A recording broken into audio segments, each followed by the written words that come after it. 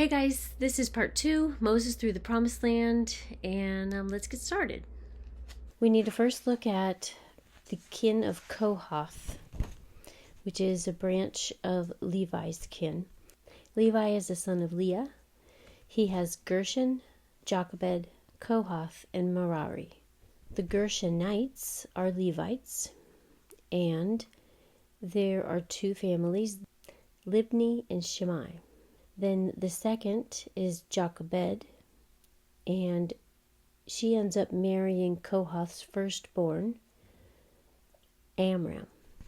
Kohath's children are Amram, Izhar, Hebron, and Uzziel. Merari's children are Mali and Mushi.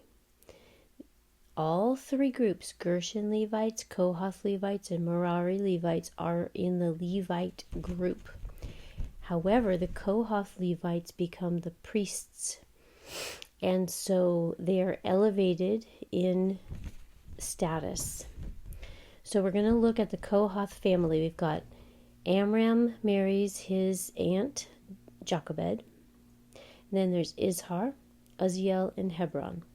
Amram and Jochebed have Miriam, Aaron, and Moses. Miriam was prophetic and led the women in praise and dance. Aaron was the mouthpiece for Moses. He was also part of the royal lineage for the high priest line.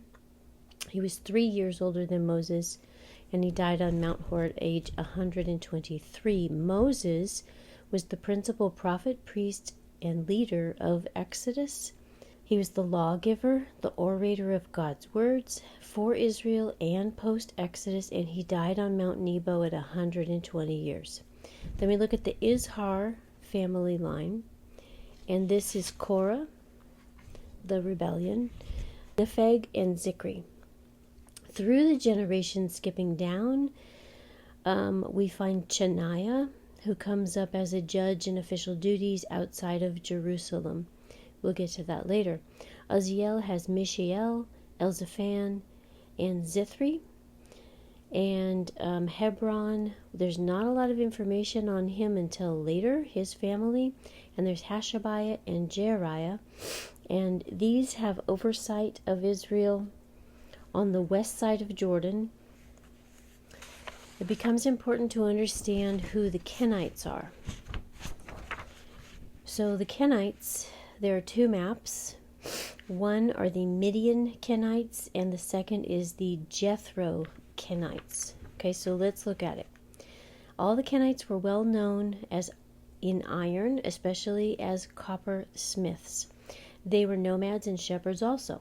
They were of Keturah's or Ethiopian kin from the son Midian.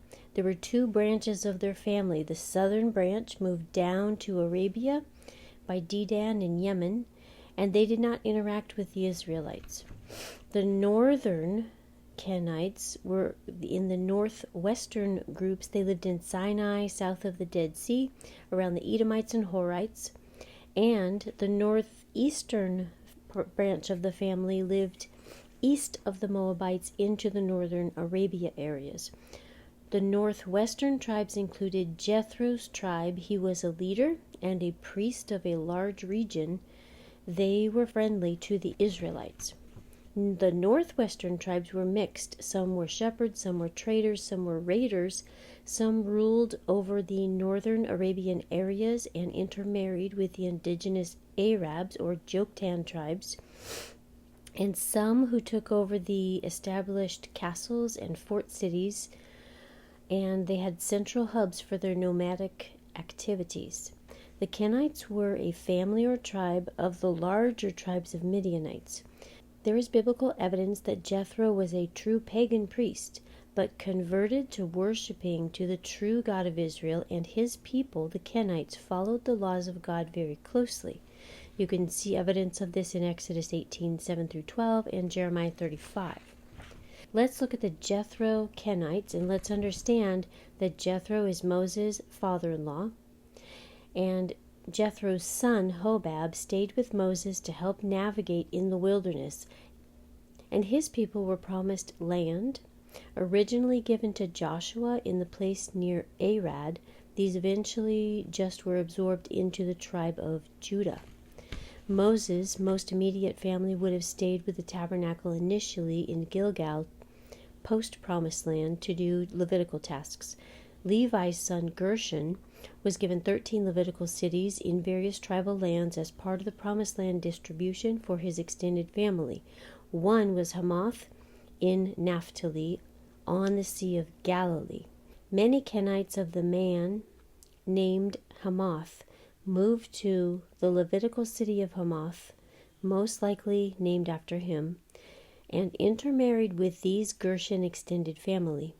Of these Hamathites, Heber moved north to Zananim and was a powerful, rich leader close to the northern border. He negotiated peace pacts with kings north of Israel. His wife Jael was the one who killed Sisera in the Deborah and Barak story that put a tent peg through the man's temple.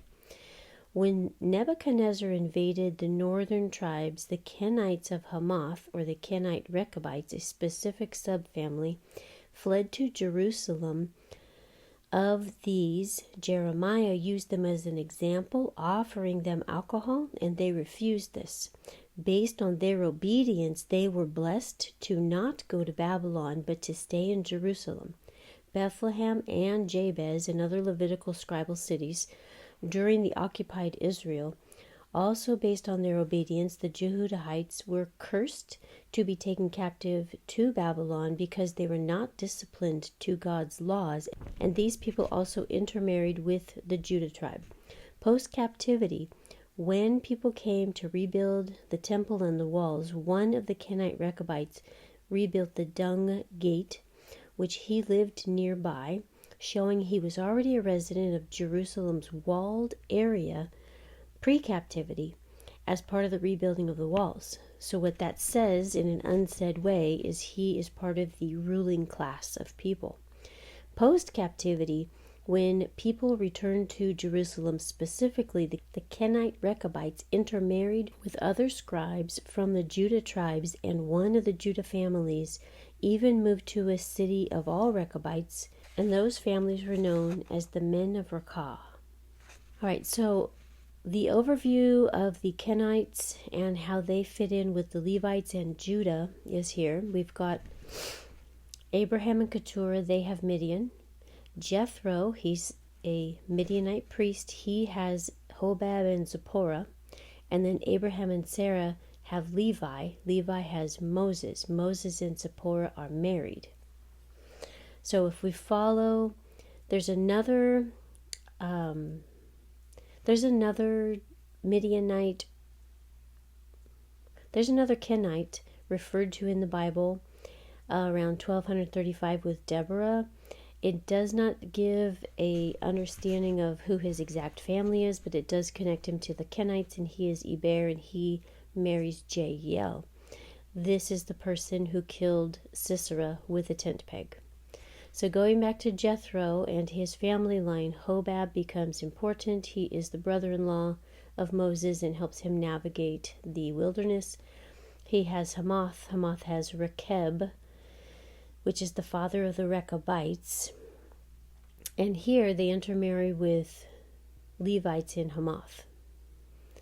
Then this Rechabite, who is a son of Rechab, is called Jehonadab. Jehonadab is very known for enforcing very strict rules. No wine, no tobacco, no opium, no building houses, no sowing seeds, no planting vineyards, live in tents always, faithfully abide by the rules throughout the generations. They enforced rules at the same time that Israel was in Baal worship with Jehu post Ahab in 853 BC. So they were staying faithful while the people around them were not.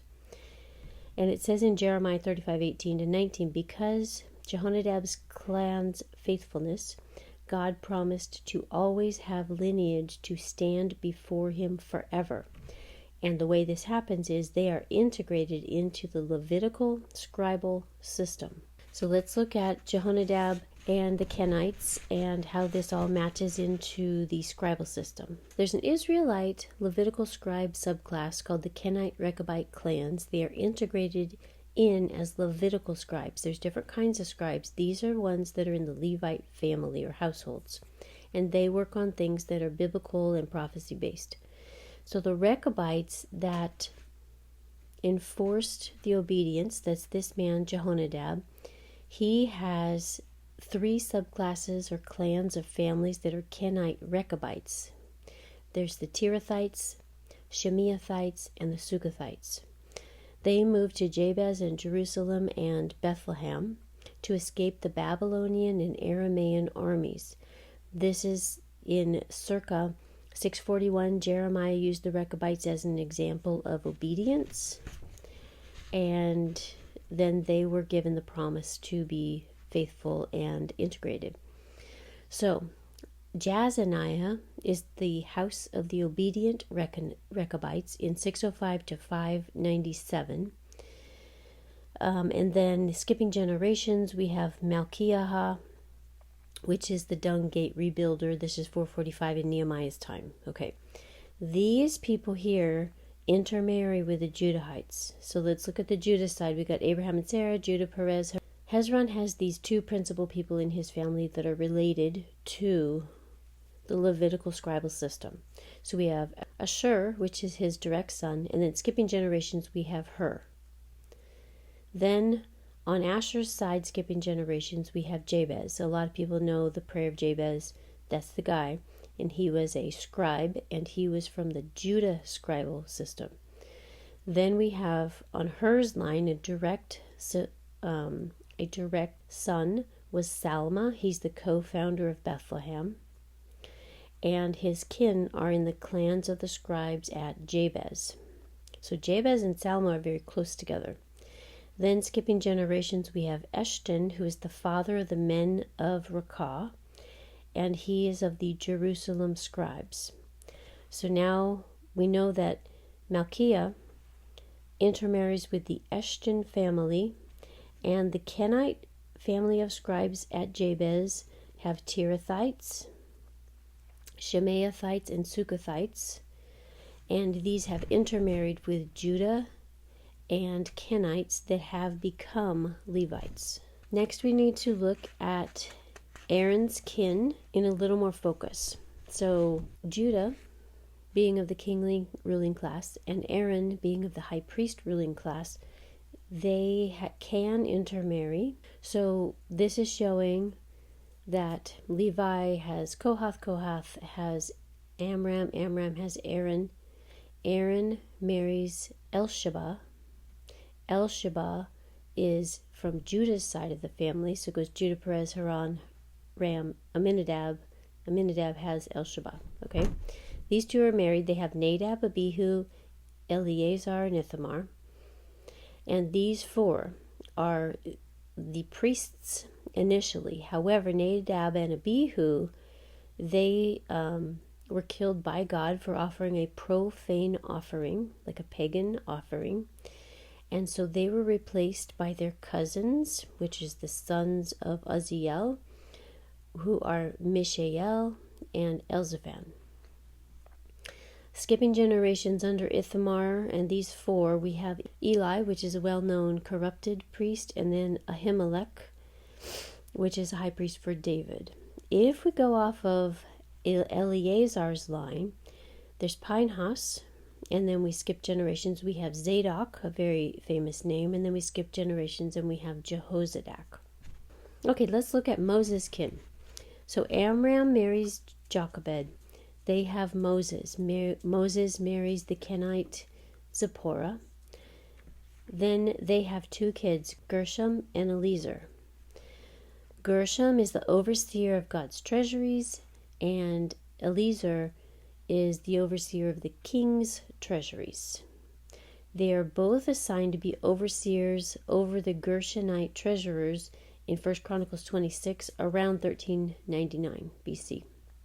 So let's look at Gershom's line. There's some people that come up. Gershom has Shebuel, who is the overseer of the treasuries, And then later, skipping generations, we have the descendants of Shebuel, and Jedediah is a Kohite priest in Solomon's temple that is under this same lineage. Then we have Eliezer, Rehabiah, and he has two sons, Jeshahiah and Isaiah, and one is a treasurer, one is a chief leader and a treasurer, but the Jeshahiah line continues to have treasurers, so Joram, Zikri, and then Shelemith. Shelemith is very famous because he is one of David's chief leaders and treasurers. Okay, looking at Moses' timeline, I'm going to scan across and just give you the overview, then we will kind of dig in. So Moses is born in 1526 BC. He's nursed by his own mother for 3 months. Moses lives and is schooled in the royal Egyptian home after being weaned around 2 years old. Moses murders an Egyptian and goes to Midian and marries at 40 years old. Gershom is born, we don't know around when. Eliezer is born, we don't know around when, but in that time period. Then there is the burning bush moment, 1446, and the Exodus with Moses at 80 years old at 1446. Now he crosses the Red Sea, Moses at 80, 1446, and then the 10 Commandments, same year. The 12 spies go to Canaan, 1446. The 40 years in the desert, that is from 1446 to 1406, and then Moses dies on Mount Nebo at 120 at 1406. He sees but does not enter the promised land, and then Joshua and the Israelites enter the promised land in 1406. All right, so let's go back and look a little bit. Moses is schooled with the Egyptian royalty, so you have to imagine he knows about all paganism and all of their belief systems. Then Moses is a shepherd for Jethro for 40 years. In that time period, he has his kids, and he also experiences the burning bush moment. Then in 1446, the Exodus process begins, the negotiations at least. So in 1446, before crossing the Red Sea, Moses goes to Aaron. Moses and Aaron ask the Pharaoh to let the people go. The Pharaoh increases the workload on the Israelites. Moses speaks to the Israelites, but they don't listen. Moses goes against Pharaoh with miracles. Now, this is the Pharaoh, Thutmose III. He's the, quote, Exodus Pharaoh. That's how I call him. All right, so we have to understand that when Moses is using miracles against the Pharaoh, he knows full well, because he was fully educated in the Egyptian system, that he would be completely aware of what God was doing. So this is what the parallels are, the miracles of God versus the magic of the paganism. God turns a rod into a serpent. This goes against Isis and Ra. Water to blood in the Nile goes against Khnum, Hapi, and Osiris. The plague of frogs goes against Hathor, Hapi, and Heth. The plague of lice goes against Seb and Kephara. The plague of flies went against Uachid and Kephara. The diseased cattle went against Isis, Osiris, Hathor, Ptah, Nevis, and Amon. Boils went against Isis, the Eye of Horus, Sekhmet, Seraphis, and Imhotep. Hail went against Ra, Nut, Isis, Shu, and Seth. The locust went against Osiris and Serapia. Darkness went against Isis, Ra, Amun-Ra, Aten, Atum, Horus, and Thoth. And then the death of the firstborn went against Isis, Osiris, Ra, Thoth, Hathor, Eye of Horus, Kephora, and Hapi. Now, interestingly, the death of the firstborn was like a full circle, because the Ahamos Pharaoh, who wanted to murder the firstborns where Moses was spared, that was how they started their war against God's people, and that is how God ended his war against the pagan people. Okay, so then we look at the 1446 Exodus process, provisions, and purity.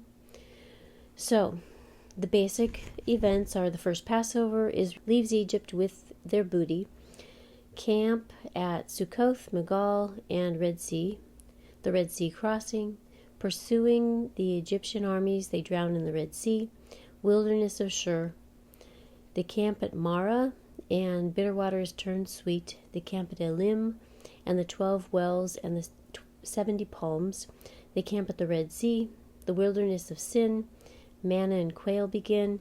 Camp at Dophkah, the camp at Elush, the camp at Rephidim, where water comes from a rock, the camp at Sinai. Moses talks with God. Moses instructs mikvah, which is like their baptism, a consecration, 3 days for the Israelites to be clean before God appears. There's a fire on Mount Sinai. God tells and writes the 10 Commandments on the stones. God gives the law for 40 days to Moses. The Israelites worship the golden calf. Moses receives more instructions. Moses carves 10 Commandments with God. The journey proceeds. The artisans are called, and the tabernacle is built. The priesthood is established. Nadab and Abihu are killed for profane offerings. The tabernacle is dedicated. The 12 spies are sent to Canaan. The 10 spies return in fear because they do not trust God, and Israel is sentenced to 40 years in the wilderness. Now, after the 40 years in the wilderness begins, or right at that point, here's what happens. Moses is the leader of Israel in the desert for 40 years. Israel rebels versus Moses' leadership. Moses talks God down from taking them out. God forgives, but says only Caleb and Joshua will enter the promised land. God curses the 10 spies with a plague. They're defeated by Amalek and Canaan at Hormah. Instructions for purification offerings, the first census of Israel, Korah's rebellion, earth swallows 250 men who rebel versus Moses. The complainers have a plague and 14,700 of them die. Aaron's staff buds. Priesthood is established. Red heifer purification. Wilderness of Zin. Miriam dies in Kadesh. Water from a rock in Meribah. Aaron dies on Mount Hor. Edom refuses to let Israel pass by. Eleazar is made high priest. Israel defeats Canaanite King Arad at Hormah. Camping in Moab at Oboth, and then Laarabim, and then Valley of Zered. Israel defeats Sihon, king of Amorites, at Sihon. Israel lives in the land of the Amorite villages. Israel defeats Og, king of Bashan. Balak, king of Moab, sends Balaam. Balaam's donkey sees the angels and speaks, reversing Balaam's course. The Israeli men at Shittim have sexual immorality with Moabite women, and they sacrifice to their gods. This triggers a plague that kills 24,000, and this is halted by Phinehas, one of the Levites. The second census is taken because now we've lost a lot of people. Okay, so the daughters of Zelophehad negotiate that they get land. Joshua is chosen to succeed Moses. Israel conquers Midian, apportionment of the promised land, and the death of Moses at 120 years. We need to look at Moses and the relationship to the mountains, different things that happen on these mountains. First there is Mount Horeb, which is also called Mount Sinai, which is also called the Mountain of God. So there are events that happen on this mountain repeatedly, but they're just called different things. So it would take about 4 hours to walk to the top. The first event is the burning bush. There's a smaller hill called Meribah, which is also called Hill in Rephidim. And Meribah, this is the hill where people are camping and they're hopeless and they think they're going to die with no water. And the Israelites were quarreling and hardening their hearts, and they were threatening to stone Moses. And Moses was told to strike a rock in Horeb, and water came out for the people to drink. The hill in Rephidim is where Moses' hands had to be held up to win the war against the Amalekites. And if his hands went down, they would lose. Then we've got Mount Sinai, which is the same as Mount Horeb and the mountain of God. And there are events that I think most people don't realize, that Moses was going up and down, and a lot of these events were not happening simultaneously. So Moses goes up, and the people are coming below God. Moses goes up, and the people are camping below God. Moses goes up, the people are camping below. God gives him words to give to the people. Then Moses goes down to the people and tells them the promise and what to do and everything that God says. Then Moses goes up and he tells the words of the people to God, and God tells him to go down and consecrate the people and return in 3 days. Then Moses goes down and tells and consecrates the people to be ready on the third day. Then thunder and lightning and a loud trumpet, and God gives the 10 Commandments to God. After Moses goes back up, thunder and lightning happen. After the third day, Moses goes up, thunder and lightning and a loud trumpet, and God gives the 10 Commandments. Then Moses speaks to God, and God answers by voice, and Moses goes back up the mountain. After the third day, thunder and lightning and a loud trumpet happen, and God gives the 10 Commandments. Then Moses speaks to God, and God answers by voice, and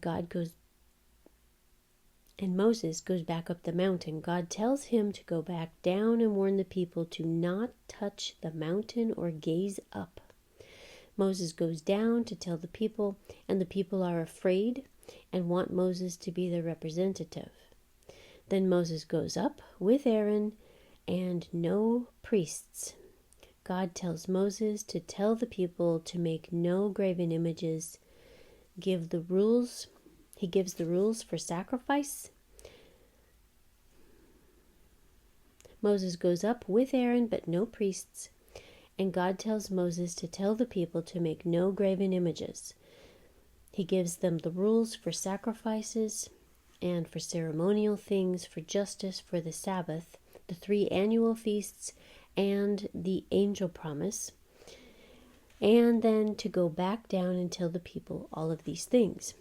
The people answer, he goes back down, and the people answer with one voice that they will do all that the Lord commands. Moses is led through doing a burnt sacrifice for their sins, and he reads from the Book of the Covenant. Moses is told to come up with Aaron, Nadab, Abihu, and the 70 elders, and to a certain point they all see the feet of God on a sapphire paved path, and they eat. But Moses is called to a higher point on the mountain, and Joshua goes with him. Moses is covered by a cloud on the mountain, and the glory of God rests on the mountain for 6 days. The 7th day, God calls Moses from the cloud, and a visible fire was on top of the mountain that all of Israel could see. Given the 2 tablets of the 10 Commandments, they were written by God, and Moses was on the mountain for 40 days, while below, Aaron and the other tribes built a golden calf in the 40 days that Moses was given all the rules to set up the tabernacle, the priesthood, and then God says, go down, they're corrupting themselves. So Moses and Joshua come down. Joshua alerts Moses of the noise, and Moses throws down the 10 Commandments written by God because he was so angry at the people. Then he burned their golden calf and ground the gold into powder and made the people drink it. Moses asks the people who is on the Lord's side of the house of Levi. Moses asks the people who is on the Lord's side of the house of Levi that most stand with him. And then they bear swords and they go and slaughter thousands of other people from the other tribes who are against Moses. Moses reconsecrates the people. Moses goes back up to God. Moses goes back up the mountain to God to make an atonement. God says there will be a plague for the sinning versus him.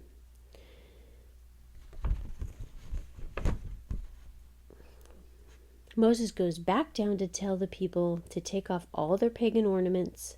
They do this by the Mount Horeb or Sinai, and then they leave Mount Sinai to camp. God gives the sinners a plague. Moses keeps his tent way outside of their camp, and when he meets with God, there is a cloud over his tent. People seek for Moses to talk to God for them. Moses is told to return to Sinai alone, not even with animals, and there God renews the covenant and has a review of the promises, and the commandments and is guided through the carving of the 10 commandments. When Moses comes down from the mountain, he does not know it, but his face is shining because of the glory of God. This freaks the people out, and this continues to happen each time God speaks with him in his tent. So he must wear a veil because the people are scared of this. The artisans are called and make the tabernacle. The people willfully donate to make it happen, and there is a cloud over the tabernacle of meeting, meaning God is in that place. All right, then Mount Nebo is Mount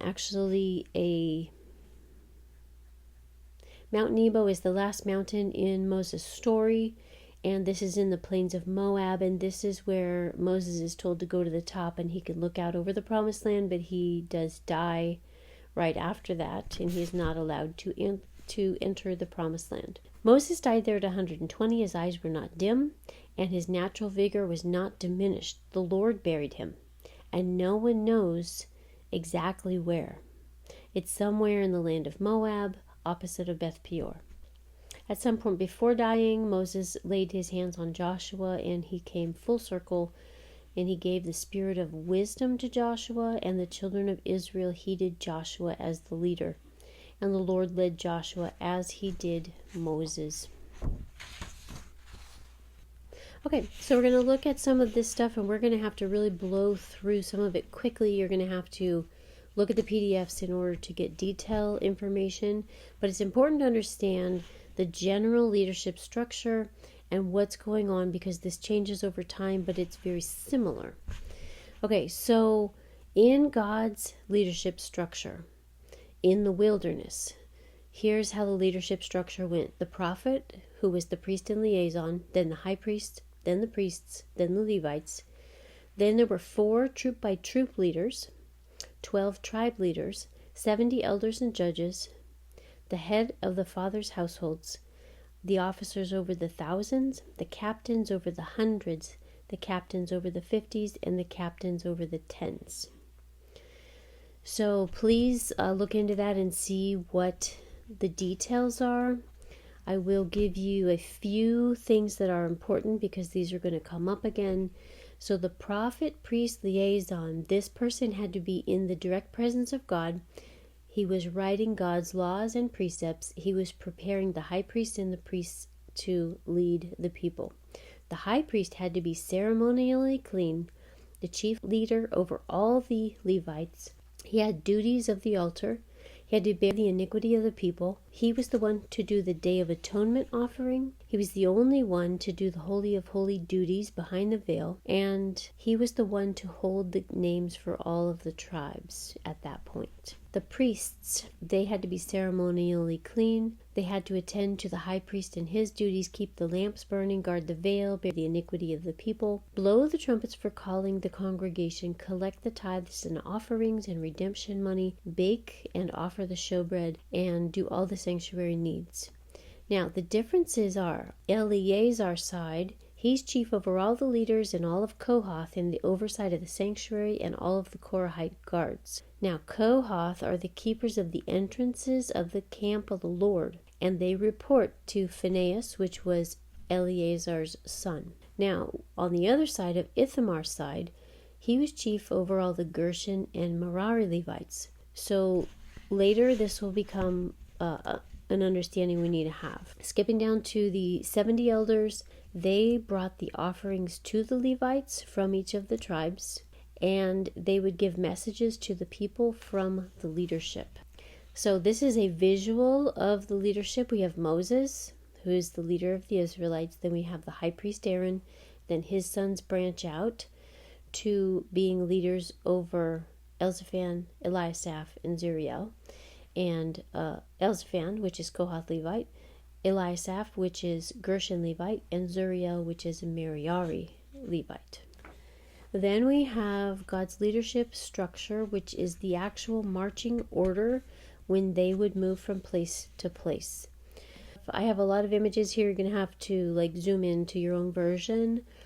But basically, there are 3 branches of Levites, and they have certain specific things that they carry, and then intermixed between these different groups are warriors that are kind of before and after important things. Okay, the Kohath leaders were Moses, Aaron, and their sons, as well as Hobab. And then it went the troop by troop leader of Judah and all of the Judah, Issachar, and Zebulun tribes. Then the Gershon and Merari Levites. And then the troop by troop leader of Reuben. And then all of the tribe of Reuben, Simeon, and Gad. Then the third group of Levites, which were Kohath. And then the troop by troop leader of Ephraim. And then the entire tribes of Ephraim, Manasseh, and Benjamin. Then the troop by troop leader, which is the rear guard of all the camps, would be Dan. And then Dan's tribe, Asher, and Naphtali. So this was the marching order. When they would get into where they were going to camp, this is how they would camp. The gray number represents what is their order in the marching order. And then their flags are what it is for their camping order. And you can see that the tribes of Levi have very specific places they sit. So Moses is to the east, which is where the sun comes up, and that was considered to be closest to God. And then Kohath was to the south, Gershon to the west, and Merari to the north. Then around the east is your first leaders. So we have Judah, Issachar, Zebulun. Then on the south, it's Reuben, Simeon, Gad. Then on the west, Ephraim, Manasseh, Benjamin. And then on the north, Dan, Asher, Naphtali. Okay, so we're going to look at the second census of Israel before entering the Promised Land. I'm not going to dig very deep into this, but I want to explain how you can understand it more quickly. So each family has a selection of names, and then there are ovals or highlights that are in yellow, and these are their clan names. So if we're going to look at the family of Reuben as an example, he has these original children, Hanok, Palu, Hezron, and Carmi. However, those people mostly are dead. These are actually their clan. So Hanok and all of his clan, or all of his families that all of his families intermarried and had, they're all called Hanokites. Okay? And so they're like, we're all from this genetic gene pool. Okay? Then Palu are Paluites. Okay? So these are important. There are census changes listed, just so you can understand. Now, if there is a family, like on Simeon here, we have Ohad, their family did not enter the Promised Land, meaning either they did not reproduce, or they did not leave, or something, but they do not get a representation. The Levite family has some interesting dynamics because they do not have specifically one family member that is for each clan. However, they do have their main, Gershon, Kohath, and Merari, but then they have significant people within each. So the Gershon significant person is Libni, and in Kohath it's Hebron, and in Merari it's Mali and Mushi both, and then in Izhar it's Korah, and these become the families that are the clan leaders. There is something that you need to clarify when looking into the Levites. There's the Kohathites and the Korahites, and people get these mixed up. Korah is a Kohath Levite. Both are priesthood. Korah, because their family had rebellion against Moses, they are known for questioning authority and rebelling against God. Okay, so I'm going to just very quickly put up sections that you could screenshot if you need to of each of the family lines. But I'm not going to read through these because we have other things that are more important to get to.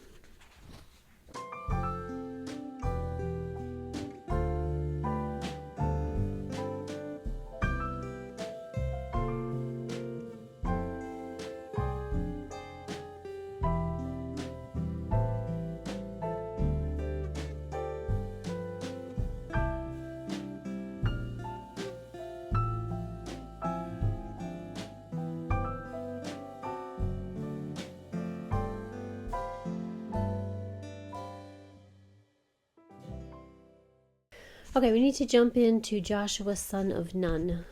Where does he come from? So he is an Ephraimite, and here is his family line. But in order to kind of summarize some of his relatives. I did put some additional information, but I'm going to just jump to he is the fifth born son of Ephraim Beriah, and then if you scan all the way down, his dad Nun, and then he is a Joshua son of Nun, so he is 12 generations from Joseph. He has some verses that are significant. Numbers 13:16, and Moses called Hoshea, that's his other name, the son of Nun, Joshua. Hoshea means salvation. Joshua means Yahweh is salvation. Numbers 11:28 says, so Joshua the son of Nun, Moses' assistant, one of his choice men, answered and said, Moses, my Lord, forbid them. So it tells us that he was a choice man of Moses, meaning a helper or someone that he really respected and was, someone he could work with very well. We know he had to be very close to him because he went up the mount with him. Exodus 33:11, so the Lord spoke to Moses face to face as a man speaks to his friend, and he would return to the camp, but his servant Joshua the son of Nun, a young man, did not depart from the tabernacle. So he was a holy person, and he stayed at the tabernacle when Moses was getting interactions with the Lord. This is the life of Joshua and Caleb, both. Need to summarize them on one timeline. So captivity begins in 1846. Captivity begins in 1846. Joshua was born in 1485. Caleb's born in 1486. The Exodus of Moses, when Moses is 80, is 1446. The 12 spies go to Canaan. Caleb is 40 in 1446. Joshua is commissioned in 1406. Joshua is 79 in the Promised Land in 1406. Caleb is 85, and he asks for the hill country. That's 1401. And the division of the Promised Land is complete by 1399. Joshua dies at 110 at 1375 BC. Okay, so there are some verses on this page and Caleb's 20 cities that are listed. That should be helpful. Now we need to look at Caleb's lineage. So Caleb comes off of Esau. We know that Jacob and Esau are twins, and Caleb ends up marrying one of Jacob's kin. So we're going to go down and look at this. We've got Esau has Elphias has Chief Kenaz, and then a long time passes, and then we have Jephnuah the Kenizzite, and he has two kids, which are Caleb and Kenaz. So on the other side, we have Jacob and Leah. They have Judah. He has Perez, and then he has Hezron. Hezron has two children that are significant. One is called Jerahmeel, and one is Jerahmeel's sister. She doesn't get a name, but she's always referred to as Jerahmeel's sister. Caleb marries Jerahmeel's sister. Now, Caleb was adopted into the Judah clan by marriage. Caleb was buried in the cave of Machpelah near Mamre, Hebron, with the patriarchs. So he was adopted in fully. All right, we need to look at Rahab the harlot. So we have Shem and Ham. Shem is the father of the Semites, Ham the father of the pagans. So Shem has Hezron. Skipping generations, we have Aminadab, and Aminadab has Elisheba, remember, who marries Aaron, and then Nahshon. Nahshon has Salmon. Salmon marries Rahab. Ham has Canaan, and skipping generations has Rahab because she is a Canaanite. Okay, so let's look at the verses. Now Joshua the son of Nun sent out two men from Acacia Grove to spy secretly, saying, Go, view the land, especially Jericho. So they went out, and they came to the house of the harlot named Rahab and lodged there. Joshua 2:1. By faith, the harlot Rahab did not perish with those who did not believe when she had received the spies with peace. Hebrews 11:31. Now the city shall be doomed by the Lord to destruction, it and all who are in it. Only Rahab the harlot shall live, she and all who were with her, in that house because she hid the messengers that were sent. Joshua 6:25. And Joshua spared Rahab the harlot, her father's household, and all that she had, so she dwells in Israel to this day, because she hid the messengers Joshua sent to spy Jericho. Joshua 6:25. Likewise, was not Rahab the harlot also justified by works when she received the messengers and sent them out another way? James 2:25. So she is spared and seen as righteous by God because she helped God's people. Here's the 12 tribes' territories in the Promised Land as spoken out. All right, so here's the key. We have color coordinated by mother. So the sons of Leah are Reuben, Simeon, Levi, Judah, Issachar, Zebulun. The sons of Leah via Zilpah are Gad and Asher. The sons of Rachel are Manasseh, Ephraim, and Benjamin. And then the sons of Rachel via Bilhah are Dan and Naphtali. So we look at this map and we can see where everybody settles, and the colors reflect who their original mother was. The smaller colors around their faces represent the color of that family tribe. Okay, now looking at the same area and understanding that many of these cities, when they were given out, the Levites don't have their own land, but the Levites had cities all over because they had to minister to the people, explain the law to the people. They had tasks to do. And so they were given land in each area that they could live in. So this map takes all of the names that are listed and it puts some focus on who lives where. Okay, so here's the key. We've got the high priests and the son of Aaron and Moses. That's the star. They live down at Hebron. Then Aaron's families. These are blue dots. They're mostly in Judah. The sons of Aaron. They're mostly in Judah and Benjamin. Then we have the sons of Aaron, which are represented with hearts. Then the Kohathites are purple, and they're kind of spread out all over.